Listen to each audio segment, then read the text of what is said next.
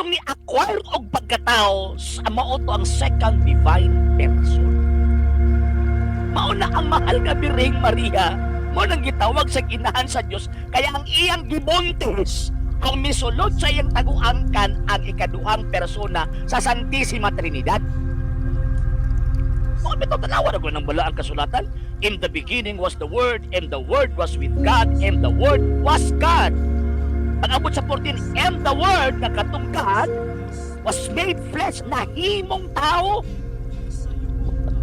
So, bakon pa lang ninyo. O niya, yung sa mga pagkahimong tao, nagparasyon ng ilagit palong kalibutan. Ano ba? Tawag anang sana ba? Gamitan ninyo ang inyong kanabitong tama nga panabot. Gamitan ninyo ang tama nga panabot. Ay mo sige. So, sige na mong tawag ka ng supak niya pagkaman. Di ninyo gamitan ang inyong tama nga rason. Di ba?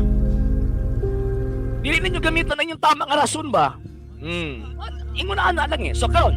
So, kung pagkatao ra to ang natao, pagkatao ra to ang gianak sa mahal nga Birhen, wa tay kaluwasan. Mao na.